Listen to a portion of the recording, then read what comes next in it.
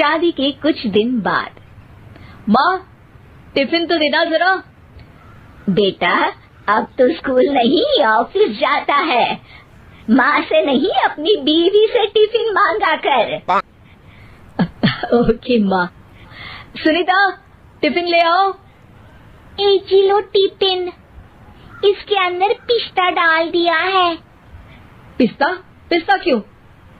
सास जी ने बोला था ना कि आपको पिस्ता बहुत पसंद है। ओहो, मैंने पिस्ता नहीं पास्ता बोला था, पास्ता। पास्ता? कहीं होता है पास्ता? अरे बेटी तू रहने दे, मैं बना दूंगी। अच्छा किया कि पाव भाजी बनाने का नहीं बोला, वरना किसी के पाव बना देती है। सुनीता को बुरा लगता है, लेकिन उसकी नादान हरकतें कम नहीं होती। ऐसे ही एक दिन। अरे तुमने ये क्या लगाया है?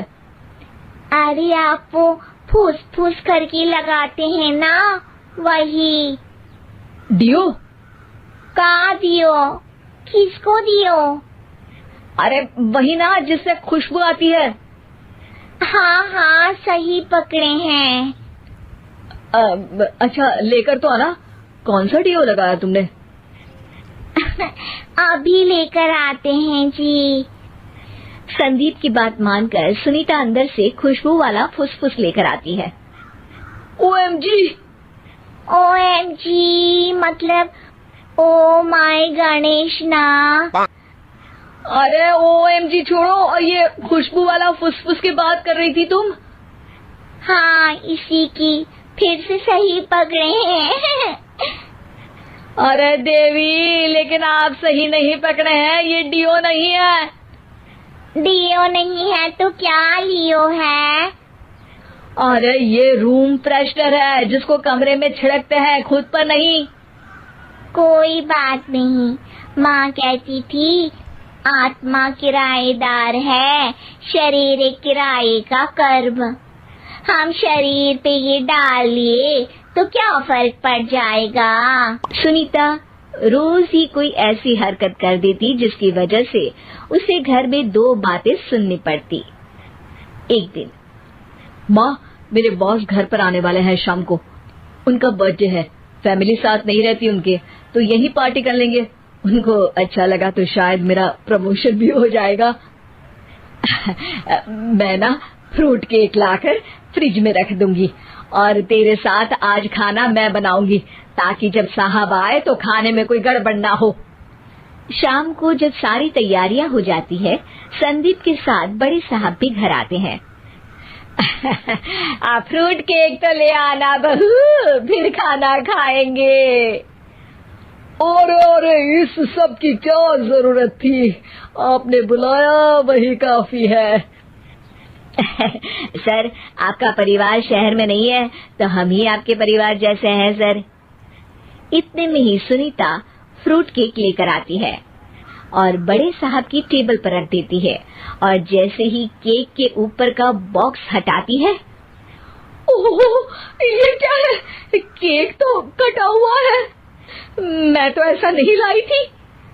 आप मुझे शाबाशी दे सकती है माँ जी, मैंने ही केक काट दिया।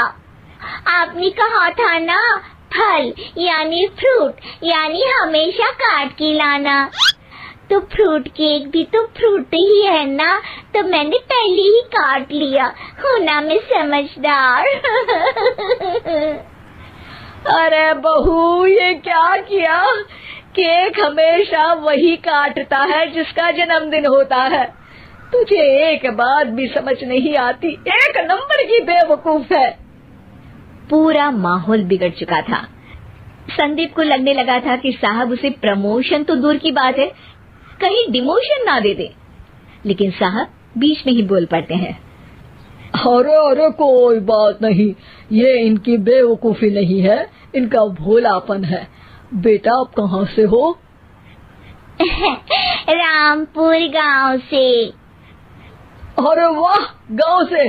फिर तो आपके गांव में ताजे फल और सब्जियां मिलते होंगे। हाँ, सही पकड़े हैं, हम तो काटते भी नहीं, सीधा खा लेते हैं। मैं ना एक बार तुम्हारे गांव घूमने जरूर चलूंगा। क्यों संदीप, ले चलोगे ना? मुझे गांव घूमना बहुत पसंद है। बस फिर क्या था, संदीप और सास दोनों खुश हो गए क्योंकि साहब को सुनीता ने गांव की बात करके खुश कर दिया था। अब संदीप का प्रमोशन पक्का था। शिक्षा, कभी भी किसी भी गलती पर घबराना नहीं चाहिए। हो सकता है कि उस गलती की वजह से आगे बड़ा फायदा हो जाए।